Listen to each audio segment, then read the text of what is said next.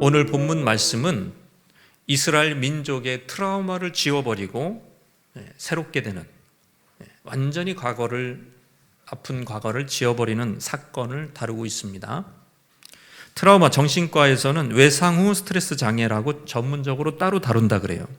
트라우마라는 것은 스스로 감당할 수 없는 수준의 사건, 재해, 손해, 피해를 당했을 때 그 공포, 거기서 그 사건과 딱 고착된 그때 내 감정들이 있잖아요. 두려움이랄지 공포랄지 수치랄지 이런 것들이 계속 남아있는 거예요.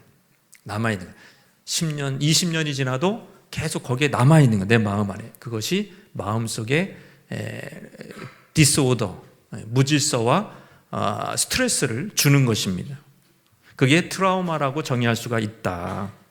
개인적으로는 갑작스러운 사랑하는 이의 죽음 또는 교통사고 또는 학대 경험, 성폭행의 경험, 또 집단 따돌림, 직장 내 괴롭힘 이런 것들이 트라우마가 돼서 계속 남아있는 거죠. 그것이 나를 계속 힘들게 하는 겁니다. 근데 이게 집단도 있어요. 또 민족도 트라우마를 겪을 수 있습니다. 전쟁, 전염병, 경제적 충격. 요 세 가지. 고대에도 있었고 지금도 있고. 요 세 가지가 트라우마입니다. 우리나라만 해도 나이 많은 세대는 직접 어린 시절 6.25를 겪었어요. 저희 어머니도 10대인가 10살 내외 때 그 6.25를 겪으면서 그거를 기억을 가지고 계셔요. 직간접적인 트라우마를 경험을 했습니다. 정치적으로도 신군부 계엄군의 무력 진압을 직접 경험한 광주 시민들은 분명히 집단적 외상을 겪었죠. 그것이 어느 정도 영향을 미치고 한국 사회 전체에도 이 고통이 지금도 있습니다. 경제적으로는 1997년 외환위기, IMF의 공포 속에서 많은 분들이 여러분 직장을 잃었어요. 실제로 우리가 직접 겪었거나 한 달이 건너면 다 아주 든든한 회사들이 파산을 했습니다. 줄도산이 그때 일어났어요. 아버지의 실직을 경험한 그 자녀 세대가 있습니다. 그걸 보면서 이 경제를 알아야 되겠구나. 그 자녀 세대가요, 이 돈에 대해서 완전히 그냥 이렇게 허투루 안 봐요. 그 정도로 그게 어떻게 보면은 영향을 미쳤다라고 볼 수가 있는 거죠. 모두 그 사회의 시민 공동체 전체가 집단적 외상, 트라우마를 겪는 것입니다. 트라우마는요, 마치 산과 같아요. 산이 안 움직이잖아요. 그러니까 그 문제는 그 산은 어제도 있었고 오늘도 있었고 미래에도 계속 있을 것 같은 거예요. 그러니까 더 고통스러운 거죠. 없어지지 않을 것 같은 거예요. 자, 이 트라우마 지금 이스라엘 백성들도 있습니다. 블레셋과의 전투의 연속적인 패배, 법궤가 탈취당했어요. 그들의 전부 다 뺏긴 겁니다. 군대도 깨지고 신앙의 핵심인 법궤도 뺏기고, 물론 돌아오기는 했지만 계속적인 블레셋의 지배를 당해야 되는 그 상황, 트라우마죠. 그것들을 어떻게 하나님의 은혜로 이길 수 있는가, 그것이 바로 오늘 본문의 중요한 얼개요 스토리입니다. 여기서 우리 개인도, 저와 여러분도 과거의 충격적인 실패와 고통을 이겨낼 수 있는 그러한 이 교훈을 우리가 이 본문에서 찾을 수가 있다. 내 인생의 트라우마를 지워버리는 길. 그렇다면 사랑하는 성도 여러분, 내 인생의 트라우마를 지워버리는 길은 무엇입니까? 한번 따라 하시겠습니다. 경건한 슬픔으로 회개하는 것. 경건한 슬픔이라는 게 중요한 거예요. 슬퍼했어요, 이스라엘 백성들이. 사무엘상 7장 2절 말씀입니다. 시작. 괴가 기럇 여랴림에 들어간 날부터 20년 동안 오래 있은지라 이스라엘 온 족속이 여호와를 사모하니라. 그래서 여기서 사모한다, 이 말이 의역이에요. 사실은 원래 히브리어 2절에 사모하니라 해당하는 히브리어 나하는 애통하다는 뜻입니다. 뭐라고요? 애통하다는 뜻이에요. 좀 약한 의미로 번역을 한 것입니다. 탄식하다, 슬퍼하다는 뜻입니다. 기럇 여랴림에 보관된 괴가 기럇 여랴림에 보관된 후 20년 동안 뭐가 바뀌었느냐? 이스라엘 백성들의 마음이 사모하는 마음으로, 애통하는 마음으로, 슬퍼하는 마음으로 변화된 것입니다. 이 경건한 슬픔의 이유가 뭘까요? 여러분, 슬퍼한다. 여러분이 갑자기 슬퍼져. 그 이유가 뭘까요? 그리고 또 오랫동안 슬퍼. 그 이유가 뭘까요? 대부분 고통입니다. 고통이 찾아왔기 때문에. 압제와 첫 번째는 고통을 당하고 있어요. 당시 이스라엘의 종주권은 원래 사사시대는 하나님이었어요. 근데 지금 그 종주권이 어디로 갔느냐? 그 주권이, 그 나라의 주권이 어디로 갔느냐? 블레셋으로 갔습니다.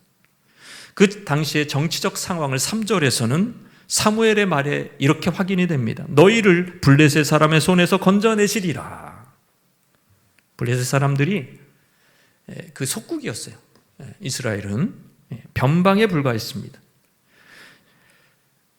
블레셋 사람들이 그 종주권을 가지고 행사했던 것입니다. 블레셋은 법계로 인해서 잠시 초토화가 됐지만 회복되고 난 다음에 이스라엘을 계속 압제했던 것입니다. 약탈과 억압을, 수탈을 계속했던 것입니다. 여러분, 조공을 계속 바쳐야 됐던 거예요. 과거에 독일이 패했을 때 어떻게 하죠? 승전국들이 그냥 가만히 내비두나요?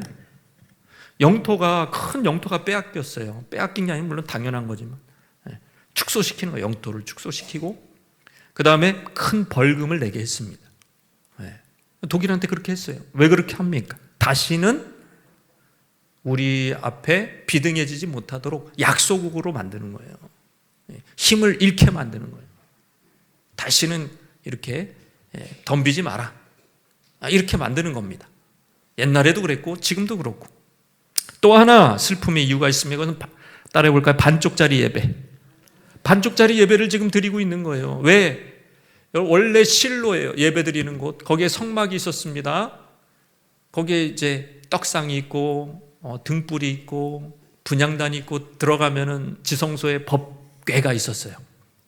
그런 성막이 있었어요. 거기서 번제단에서 제물을 태우면서 하나님 앞에 온전한 예배를 드렸거든요. 근데 그 실로가 어떻게 됐어요? 블레셋과의 전쟁에서 폐허가 됐습니다. 법궤는 어떻게 됐어요? 떠돌아다니다가 아비나답의 집, 기럇 여라림이라고 계속 나오잖아요. 아비나답, 거기에 있는 아비나답의 집에 법궤가 있는 거예요. 거기에 성막도 있는 게 아닙니다. 법궤만 있는 거예요. 그러니까 지금 예배의 장소가, 예배의 이 모양새가 빠져버린 겁니다. 그러니까 모양새가 확 빠져버린 거예요. 예배 드리는 게 영 옛날 같지 않다 이 말입니다.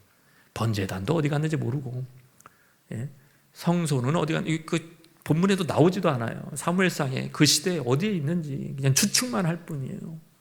그리고 제일 성소에서 제일 중요한 법궤는 아비나답의 집에 있고, 이렇게 반쪽짜리 예배를 드리고 있는 겁니다. 예배가 거의 무너지고 있는 거예요. 정치도, 경제도 반쪽짜리, 정치도 반쪽짜리. 그렇다고 나라가 망한 것도 아니고, 나라는 안 망했어요. 그래서 속국으로 다 반쪽짜리. 영적인 종교적인 체계도 반쪽짜리. 이런 식으로 20년이나 지났다. 백성들의 마음이 점점 거기서 슬픈 겁니다. 아, 옛날이요. 과거 하나님만 섬겼을 때는, 하나님만 섬겼을 때는 이렇지 않았는데, 경제적으로 이렇지 않았는데, 정치적으로 이렇지 않았는데, 이렇게 온전히 예배 드렸을 때가 있었는데 지금 이게 뭐 하는 건가? 그러면서 슬프고 괴롭고 탄식하는 겁니다. 그리고 조용히 그 이스라엘 사람들의 마음의 저변에서는 회개가 일어나는 거예요. 조용한 회개가 일어나는 거예요. 거기에 성찰이 있고 자성이 있고 거기에 자기 돌아봄이 있고 회개가 있었던 거예요. 경건한 슬픔, 그것을 알아차린 게 사무엘이었습니다. 사무엘은 아마 그때쯤 20대 후반이나 30대였을 겁니다. 사무엘이 이른바 미스바 집회를 소집합니다. 미스바에 소집을 해요. 7장 5절에서 6절입니다. 시작. 사무엘이 이르되 온 이스라엘은 미스바로 모이라. 내가 너희를 위하여 여호와께 기도하리라.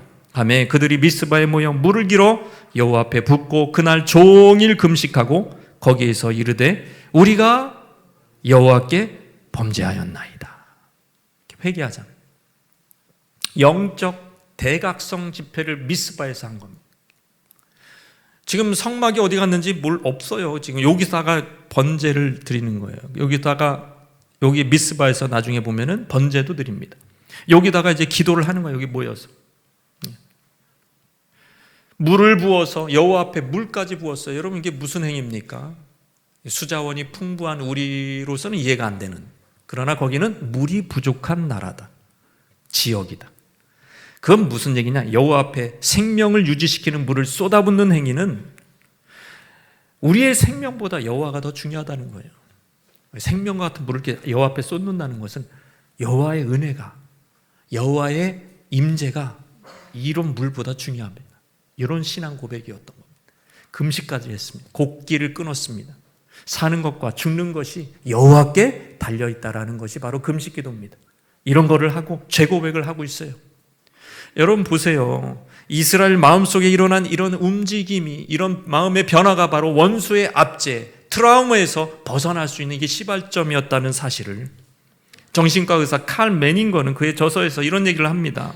죄 개념이 현대에서 약화되고 있고 아예 사라지고 있다. 매닝거는 그래서 그렇게 얘기하는 거예요. 오늘날 이 죄가 다 어디로 갔냐? 죄 얘기는 하지를 않아요. 질병 얘기를 합니다. 그것이 정신적이든 육체적이든 질병 얘기만 하지 죄 얘기는 하지 않아요. 현대 정신의학적 접근 방법이 인간의 문제를 단순히 심리적, 사회적 질병으로만 해석하려고 합니다. 결과적으로 매닝거가 볼 때는 도덕적 책임의식이 상실되는 것으로 봤어요. 결국에는 다 환경 문제야, 다 정신질환 문제야, 다 성격 문제야. 뭐 나오면 어떻게 그렇게 가정이 깨졌습니까? 성격 문제. 왜 부부가 그렇게 됐습니까? 성격 문제. 죄 문제는 얘기를 하지 않아요. 성격 문제로 얘기해요. 환경 문제 얘기해요. 그래서 이 사람이 이런 얘기를 합니다. 이거는 죄 상실이다. Loss of sin. 죄가 없어졌다. 죄는 도대체 어디로 갔냐?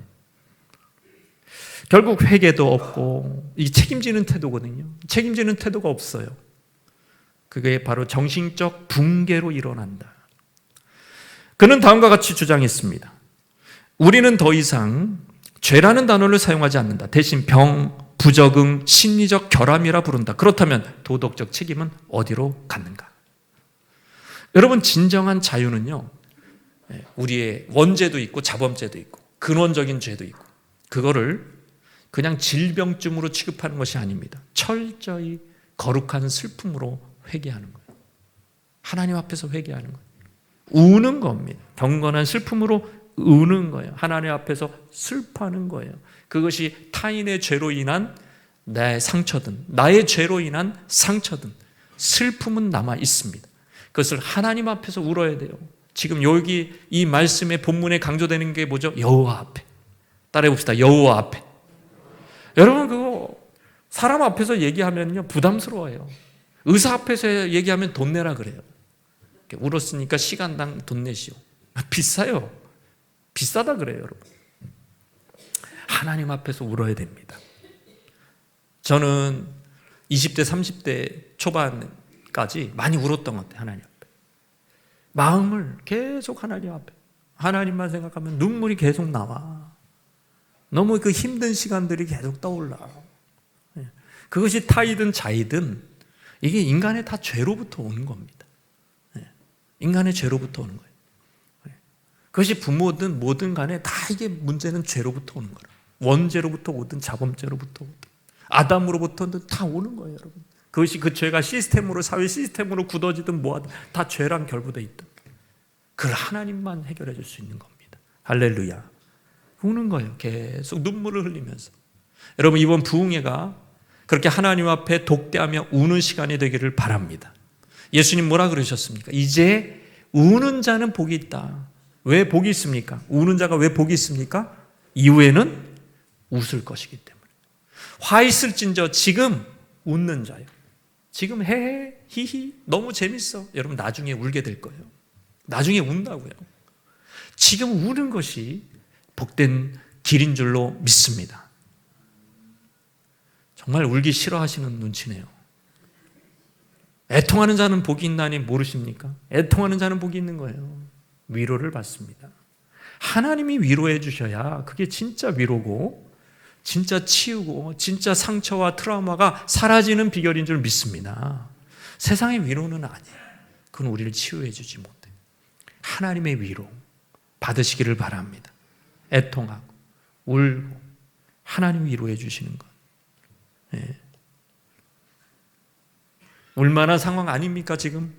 하나님이 날 다스리시는 것 같지 않고, 세상이 날 다스리는 것 같고, 질병이 날 다스리는 것 같고, 경제적 가난이 날 지배하는 것 같고, 직장의 억압적인 분위기가 나를 꼬꾸라뜨리는 것 같을 때 하나님 앞에 우십시오. 경건한 슬픔은 바로 이 트라우마를 지워버리는 시작점입니다. 두 번째, 내 인생의 트라우마를 지워버리는 길은 무엇입니까? 한번 따라 하시겠습니다. 내 인생의 주권을 하나님께 옮겨버리는 것. 이게 민족으로 얘기하면, 이스라엘 민족으로 얘기하면 종주권인 거예요. 종주권. 내 인생에, 이거는 이제 인생으로 얘기하면 주권을 하나님께로 옮겨버리는 것. 사무엘상 7장 3절입니다. 시작. 사무엘이 이스라엘 온 족속에게 말하이르되 만일 너희가 전심으로 여호와께 돌아오려거든 이방 신들과 아스타롯을 너희 중에서 제거하고 너희 마음을 여호와께로 향하여 그만을 섬기라. 그리하면 너희를 블레셋 사람의 손에서 건져내시리라. 그러니까 지금 아직 블레셋이 쳐들어온 것이 아닙니다. 근데 블레셋 사람의 손에서 건져내리라라는 말을 하는 이유는 뭐냐면 이미 예속이 돼 있는 거예요. 이미 주권 국가로서의 많은 기능이 없어진 겁니다. 종주권, 원래 이 종주권이란 단어는 한 나라가 다른 나라를 보호하거나 지배하는 관계에서 가지는 상위적 권리입니다. 그래서 종주국이라 그래요. 힘 있는 국가가 보호해주고 책임져주는 그 의무가 있어요. 그다음에 이제 조공을 바치는 그런 의무가 있는 국가를 봉신국이라고 합니다. 지금 봉신국은, 속국은 신하로서 충성을 다 바쳐야 했어요. 이스라엘은 사실상 봉신국인데 누구의 봉신이에요? 하나님의 봉신이잖아요. 원래는 하나님의 봉신. 그 제1계명이 뭡니까? 나 외에는 다른 신을 두지 말라 그랬는데 지금 그 주권을 거부해버렸어요. 이스라엘이 한 게 뭡니까? 하나님과의 조약에서, 계약에서 제1계명부터 얻었습니다. 어겼습니다. 이스라엘 백성들이 이렇게 집단 트라우마를 겪고 블레셋에게 패배한 가장 근본적인 이유는 뭐냐? 하나님을 버렸기 때문입니다. 하나님이 우리의 주권자임을, 하나님의 종주권을 인정하지 않았고 우상을 숭배했기 때문입니다. 그러면 어떻게 되느냐? 세상으로 종주권이 넘어가게 돼 있어요. 폭압적인 종주권이 나한테 다가오게 돼 있어요. 여러분, 그것이 영적인 원리입니다. 우상을 버리고 나니까 고통이 찾아온 거예요. 그래서 다시 1계명부터 지켜야 된다. 만일 너희가 전심으로 돌아오려거든 이방 신들과 아스다롯을 너희 중에서 제거하고, 그냥 전심으로 돌아오는 거는 그냥 돌아오는 게 아니야. 조건이 있어. 그건 뭐냐면 우상을 제거해야 돼. 하나님 앞에 돌아오려면은 우상을 버려. 우상들이라 그랬는데 이게 바로 바알들입니다. 바알은 복수로 쓰입니다. 그 당시 가나안에서 가장 인기 있는 신이 바알신이었어요. 그 다음에 거기에 붙는 게 아스타롯입니다. 아스타롯은 여러분 사랑과 전쟁의 여신이고, 바알은 비바람을 몰고 다니는 풍요의 신이에요. 그러니까 이게 다 인간의 필요로 한 것을 다 주는 겁니다. 중요한 것은 사사시대를 지나면서 이스라엘은 하나님도 섬기고 바알도 섬기고 하나님도 섬기고 아스다롯도 섬겼다는 거예요. 양신을 섬겼습니다. 그러니까 하나님을 안 섬기는 게 아니에요. 둘 다 붙잡는 거예요. 바알들이라고 지금 복수로 나오는데 지방 도처에 깔려있을 뿐만 아니라 여러분 그 가정에 들어가면 그 집에도 바알 우상이 있었던 거예요. 그게 바알들이에요. 수호신이에요. 집에 들어가면 이렇게 한켠에 있는 겁니다. 바로 이 혼합주의, 이스라엘 백성들은 벌써 혼합 종교 제의에 익숙했던 것이고요. 양신을 섬겼을 때 해법은 뭐냐? 7장 4절 이에 이스라엘 자손이 바알들과 아스다롯을 제거하고 여호와만 섬기니라. 버금신을 제거해야 된단 말이에요. 회개의 진정성은 버금가는 신을 내버리느냐 안 내버리느냐에 달려있는 거예요. 내가 진짜 회개하고 이제 본처한테 내가 돌아가요. 어떤 남자가 바람둥이에요. 근데 이제 본처한테 돌아가고 싶은 거. 그럼 어떻게 해야 돼요? 첩을 버리든지, 그 사람 여자친구 버리든지, 술집 여자는 술집 여자 버리든지 버려야 되잖아요.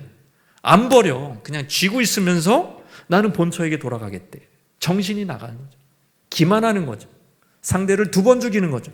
그렇게 하지 않았다. 전심으로 여호와께 돌아가려거든 버려라. 아세라모, 아스타롯 버려라. 바알신 버려라. 그래서 버렸어요. 이스라엘 백성. 버금신을 버리고 하나님을 섬기기로 선택한 것입니다. 그러면 인생의 주권이, 그 민족의 주권이 어디로 가요? 이 종주권이 이제 하나님께로 넘어가게 되는 것이죠. 여러분, 그 영어권의 격언에 이런 말이 있죠. 차선은 최선의 적이다. 차선은 최선의 적이다. 우리는 버금신에 만족해. 굿, 좋네, 굿이야. 여러분, 나쁘지 않아요. 바알신, 아스타롯 섬기는 게 얼마나 재밌고 흥미진진하고 또 마음에 경제적인 위안을 주는지 몰라요. 그러니까 좋은 신이에요. 좋은 신인데 이 좋은 신은 결국 베스트, 최고의 신의 적이 되는 겁니다. 하나님의 적이 되는 거예요, 여러분. 바알과 아스타롯이. 바알과 아스타롯은 뭡니까? 요즘식으로 해석하면요, 따라 볼까요? 돈신, 쾌락신. 이게 바알과 아스타롯이. 만몬신, 돈신과 쾌락신입니다. 헬라의 아프로디테고 가나안에서는 아스타롯이라고 불리는 이 여신은 바알과 아주 신비한 방법으로 성적인 결합을 합니다. 그래서 다산을 주는 거예요. 땅과 작물의 원기를 회복시키고 많은 소출을 내게 합니다. 그게 지금 이 종교 개념이에요. 바알과 아스타롯의 굉장히 중요한 신념이라 이것을 구체화시키는 거예요. 어떻게? 신전의 제의를 통해서 어떤 식으로 무희들이 나와가지고 뭐 춤을 춘다든지 이걸 막 지금 이런 분위기를 만드는 거예요. 이 두 신 앞에서 성적인 결합을 상징하는 의식을 치른단 말이에요. 그러니까 이거는 현란한 겁니다. 오늘날 이렇게 드러나도 눈이 돌아갈 수 있을 정도로 현란하게 만드는 거예요. 그래서 그 당시에 이걸 풀어내서 어떻게 됐습니까? 이 음란한 춤과 노래를 부르게 하고 그러면서 이제는 이건 죄가 아니야. 종교의 일부야. 환타지쇼에 매료된 그 당시에 발정난 남정네들이 인산인해를 이루는 거예요. 거기에 막 신전이 가득한 거예요, 여러분. 그런데 이제 이스라엘 백성들은 조금 미안해, 하나님한테. 그러니까 이제 주일날은, 일요일날은 예배를 드리고 주중에는 이제 거기 쇼에 한 번씩 가고 이렇게 양신을 섬기는 겁니다. 쾌락도 섬기고 하나님도 섬기고 돈도 섬기고 하나님도 섬기고 그게 바로 그 당시 이스라엘 백성들이 했던 행태인데 이것이 바로 그리스도인들에게 오늘날 그리스도인들은 양신을 섬기지는 않습니까? 일요일에는 하나님을 예배한다고 하지만 평일에는 돈신과 쾌락신을 통해서 자기를 섬기는데 우리가 혈안이 되고 있지 않냔 말이에요. 우리가 섬기는 신이 누구냔 말이에요. 우리는 정말 하나님을 섬기냔 말이에요. 하나님을 섬깁니까? 돈과 쾌락을 통해서 자기를 섬깁니까? 누구를 섬기고 있는? 그 얘기를 하고 있는 겁니다. 천지를 창조하시고 죄에서 구원하신 하나님께 우리의 주권이 있음을 우리가 인정하지 않고 실제 우리의 기쁨은 육체의 정욕에 있고 이생의 자랑에 있다면 그것은 다른 신을 섬기는 거예요. 동시에 양신을 섬긴다고 하지만 하나님 눈앞에 볼 때는 이방신을 섬기고 있는 것입니다. 그러면 우리의 자랑은, 진짜 자랑은 뭐에 있습니까? 우리의 증거는 뭐에 있습니까? 인생의 진정한 기쁨, 육체 정욕에 있지 않고 거룩과 성결에 있음을 고백할 자들이 바로 그리스도인들이란 말이에요. 할렐루야. 인생의 행복은 떡에만 있지 않고 하나님의 말씀에 있다라는 것을 보여줄 자들이 바로 그리스도인들이에요. 그가 주눅들지 않고 거기에 떡은 필요하죠. 돈도 필요하고 세상의 즐거움이 필요 없다는 게 아니에요. 거기에 지배당하지 않아요. 오히려 그런 것들을 지배하고 다스릴 줄 아는 그리스도인, 그런 그리스도인이 바로 종주권이, 주권이 누구에게 있다? 하나님께 있다고 인정하는 거예요. 나의 주권이 하나님께 있습니다. 우리 인생의 주권이 여러분, 우리 가슴에 손을 얹고 나의 행복을, 나의 생사화복을 주장하는 결정적인 요인이 어디에 있는지 여러분 잘 생각해 보세요. 나의 생사화복을, 나의 행복을 결정하는 것이 뭐냐? 돈이구나, 쾌락이구나, 어떤 내 자랑이구나. 다른 신을 섬기고 있는 거예요. 하나님도 섬긴다고 하고, 실제로 우상이 우리 집안에 있는 겁니다. 우리 마음 한켠에 있는 겁니다. 그게 맞는 거예요. 그게 아니라 나는 철저히 하나님이 나의 기쁨이시고 하나님의 말씀이 나의 만족이고 성령의 충만함이 나의 목적입니다. 할렐루야. 이런 식으로 나간다면 하나님이 그 모든 것들을 회복시켜 주시고 또 다스릴 수 있는, 이 세상에 지배당하는 게 아니라 이 세상의 것을 다스릴 수 있는 권세를 주실 줄 믿습니다. 마지막으로 내 인생의 트라우마를 지워버리는 길, 시작. 시험이 와도 영적 관계에 집중하는 것이다. 하나님과의 관계에 집중하는, 시험이 오더라도 그 스탠스를 지키는 겁니다, 여러분. 그 자리를 지키는 거예요. 그 위치를 지키는 겁니다. 그게 바로 우리가 승리할 수 있는 길입니다. 사무엘상 7장 7절입니다. 시작. 이스라엘 자손이 미스바에 모였다 함을 블레셋 사람들이 듣고 그들의 방백들이 이스라엘을 치러 올라온지라 이스라엘 자손들이 듣고 블레셋 사람들을 두려워했다. 블레셋 사람들이 그 소식을 들었어요. 미스바에서 집회를 내? 너넨 다 죽었어.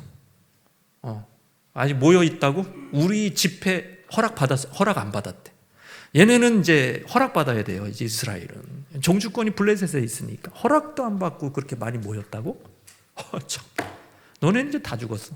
그러면 거인들 막 앞세워가지고 이제 전쟁을 치러 오는 거예요. 이렇게 무기를 가지고 치러 오는 겁니다, 여러분. 우리 허락도 없이 조공이나 바치는 주제에 괘씸한 것들 혼줄 나봐라. 그럴 때 이스라엘 백성들이 어떻게 반응했습니까? 담대했습니까? 아닙니다, 여러분. 블레셋 사람들을 두려워하여 트라우마가 이제 생각나는 거예요. 왜냐하면은 깨졌어요. 이전에도 깨졌고 또 싸웠는데 더 깨졌고 법궤는 뺏겼고 3만 명 이상 죽었고 많은 군대가 괴멸됐고 많은 집들이 초상집이 됐고 거기에 엘리의 두 아들은 거기서 즉사했고, 여러분 그 끔찍한 일들이 생각나요. 두려운 거예요. 그러나 변화는 일어났어요. 우상도 버렸고요. 마음의 슬픔을 하나님 앞에 가져갔습니다. 어떤 변화가 일어날까요? 이제는 그 두려움 때문에 이제 패닉이 오는 것이 아니라, 두려움 때문에 완전히 정신이 나가버린 것이 아니라 기도 요청을 합니다. 사무엘에게 기도해달라는 거예요. 여러분, 기도를 본인들이 직접 하면 더 좋겠지만 기도 요청하는 것도 따라해봅시다. 믿음이다. 기도 요청하는 것도 믿음입니다. 그리고 의인 사무엘이 누구한테 기도하라는 거예요? 하나님께 기도하라는 거예요. 그거는 사무엘을 믿는 것뿐만 아니라 사실은 하나님을 믿는 자세입니다. 누군가의 기도 부탁을 하는 거. 그 자세는 하나님을 믿는 거예요. 하나님을 의지하는 거예요. 이스라엘 백성들이 변화됐습니다. 전에는 법궤만 가져와, 우리가 다 이겨, 이런 식으로 건방을 떨었어요. 법궤만 가져와, 우리가 다 이겨. 우리의 내적 상태가 어떠든, 우리가 회개를 했든 안 했든, 우리의 마음이 거룩하든 더럽든 상관없어, 법궤만 있으면 돼. 이런 식으로 거들먹거리다가 완패했죠. 그러나 지금은 상황이 달라졌어요. 그들은 하나님께 기도해라. 사무엘이여 쉬지 말고 하나님 앞에 기도해라. 그것도 쉬지 말고 사무엘 보고 기도해달라는 거예요. 사무엘이 어떻게 합니까? 9절에 사무엘이 젖나는 어린 양 하나를 가져다가 온전한 번제를 여호와께 드리고 이스라엘을 위하여 여호와께 부르짖습니다, 여러분. 그때 구원이, 응답이 오는 거예요. 부르짖고 응답하고, 히브리어 짜크입니다. 그리고 구원, 예수와, 이것이 여러분 사사기의 얼개예요. 사사기에 부르짖으면, 탄압을 받고 고통을 당하는 중에 부르짖으면 하나님이 구원해 주시는 거죠. 사무엘이 부르짖으니까 하나님이 응답해 주셨어요. 어떤 식으로 응답을 해 주셨는가? 10절의 말씀 보겠습니다. 시작. 사무엘이 번제를 드릴 때 블레셋 사람이 이스라엘과 싸우려고 이렇게까지 회개했죠. 금식했죠. 물을 쏟았죠. 여러분, 이렇게 사무엘한테 중보기도 하라 그랬으면 우리 생각에 블레셋 군대는 어떻게 해야 돼요? 갑자기 도망가야 되잖아. 아니면 다른 적들이 애굽이 침입해가지고 큰일 났다 하면서 사라져야 되잖아. 그렇지 않았어요. 번제를 드리는 와중에 적들은 점점점 가까워졌습니다. 점점점 가까워졌습니다. 이게 무슨 일입니까? 자, 이게 바로 사단의 방법이에요. 여러분, 큰 하나님의 복이 일어나기 전에 이렇게 시험들 일이 옵니다. 왜 시험이 들었습니까? 하나님 앞에 헌신하느라고 지금 미스바에 모이고 하나님의 앞에 헌신하라고 회개 집회를 하고 있는데 그게 빌미가 돼서 이스라엘에게 블레셋이 쳐들어와. 내가 하나님 앞에 헌신하는 것 때문에 시험에 든단 말이에요. 여러분, 요 단계를 벗어나야, 요거를 이겨야 여러분 업그레이드가 되는 겁니다. 영적인 복이 쏟아질 줄 믿습니다. 사단이 그걸 정확하게 하는 거예요. 요놈 봐라, 싹을 밟아야 되겠다. 그러니까 초반에 공격을 하는 거예요. 아니, 내가 하나님 앞에 헌신하면 모든 게 잘 돌아가야지, 형통해야지. 안 그렇습니다, 여러분. 저와 여러분이 정신을 차리고 더 기도한다든지, 내가 막 부흥회를 참석한다든지, 막 그냥 막 더 헌금을 막 내려 그런다든지, 그러면 시험 들어요. 시험이 와요. 그 영적인 원리예요. 그럴 때 이스라엘 백성들은 전열이 흐트러지지 않습니다. 거기서 버티는 거예요. 거기서도 하나님을 바라보는 것입니다. 하나님 원망하지도 않아요. 지금 이스라엘의 상태가 어떻습니까? 하루 종일 육식을 했어요? 빵을 먹었어요? 물을 먹었어요? 하나도 안 먹었어요. 지금 이 상태에서, 지금 하나님 앞에 금식한 상태에서 적들이 쳐들어오면 어떻게 됩니까?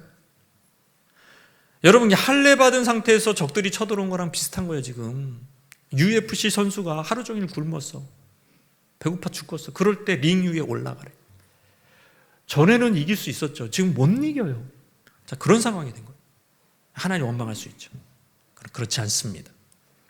이스라엘 백성들은 이게 이미 하나님은 역사하기 시작했고 여호와께서 이미 임하기 시작했고, 10절 말씀 보겠습니다. 그날에 여호와께서 블레셋에게 큰 우레를 발하여 그들을 어지럽게 하시니 그들이 이스라엘 앞에 패한지라.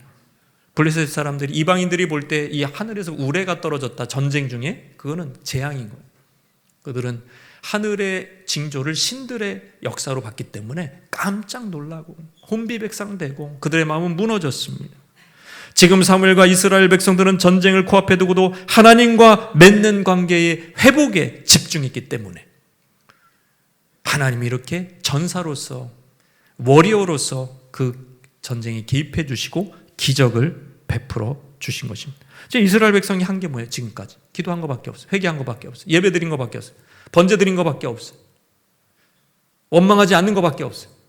중보기도 한 것밖에 없어요. 그러나 하나님이 지금 이 전쟁에 개입하셨다는 것은 종주권이 회복이 됐다. 누구에게로 넘어갔다? 하나님께로 넘어갔다. 이제 하나님이 딱 보실 때, 내 새끼를 건드려?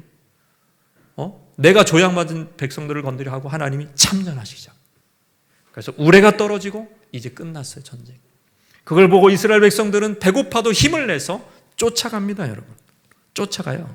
11절 12절 마지막으로 이스라엘 사람들이 미스바에서 나가서 블레셋 사람들을 추격하여 백갈 아래에 이르기까지 쳤더라. 사무엘이 돌을 취하여 미스바 센사에 세워 이르되 여호와께서 여기까지 우리를 도우셨다고 그 이름을 에베네셀이라. 도움의 돌이라는 뜻이고 여기까지 도우셨다는 거죠. 근데 에베네셀이 어떤 곳이었죠? 20년 전에? 20년 전에 에베네셀에서 무슨 일이 일어났어요? 대규모 살상이 일어났고 전쟁에 패배가 당했고 법궤를 빼앗겼던 곳이, 그리고 두 제사장의 아들 두 제사장이 죽었던 곳이 바로 에베네셀이에요. 지금 에베네셀에서 어떤 일이 일어났어요? 승리를 확정지은 곳이 에베네셀이에요. 여기까지 도우셨다. 과거의 추억이 바뀐 거예요. 그 치욕스러운 장소가 승리의 장소, 자랑의 장소로 바뀐 것입니다. 도움의 장소로 바뀐 것입니다. 트라우마가 사라지는 장소로 바뀐 결정적인 곳이 바로 에베네셀이다. 그러면 법궤는 결국 어디에 있다는 얘기입니까? 그때 지금 20년 전에는 법궤를 들고 에베네셀에서 싸우는데 졌거든요. 완전히 망했거든요. 근데 지금 법궤가 어디 있다는 거예요? 법궤 지금 같이 있어요? 진정한 법궤는 어디 있다는 거예요? 진정한 언약궤는 어디 있다는 거예요? 순종하는, 따라해보세요. 순종하는 하나님의 백성. 하나님을 신뢰하고 하나님께 순종하는 그 백성 안에 법궤가 있었다는 얘기예요. 그게 보이지 않는 법궤입니다. 그 보이지 않는 법궤가 우리 안에 있을 때 하나님만 신뢰하고 하나님께 기도하고 하나님을 의지하느라 시험 드는 상황에서도 끝까지 하나님 의지해.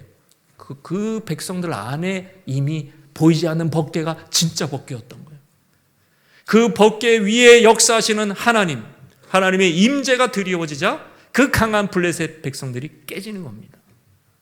추풍낙엽처럼 떨어져 나가는 거예요. 여러분, 이 승리의 공식을 우리가 보면서 이 트라우마가 이렇게 쉽게 사라져요. 한 번에 사라지는 거예요. 우리가 어떤 마음을 품고 하나님 앞에 서야 할 것인가? 상황을 보고 환경을 보고 여전히 사람을 보고 원망하거나 니 탓 내 탓하거나 상황 탓하거나 조상 탓하거나 부모 탓하면서 인생을 낭비할 것이냐? 아니면 전능하신 하나님, 창조주하신 완전히 역전의 하나님, 역전시켜주신 하나님 바라보며 그분만을 바라보고 기도하고 의지하고 예배하고 섬기고 그분과 가까운 교제를 계속해서 유지할 것이냐? 그 선택을 여러분이 하시고 여호와께서 워리어로서 만군의 여호와께서 여러분의 삶에, 사업에, 일터에, 가정에 개입하시는 것을 간증하시고 증거하시는 사랑하는 여러분 되시기를 주님의 이름으로 축원합니다.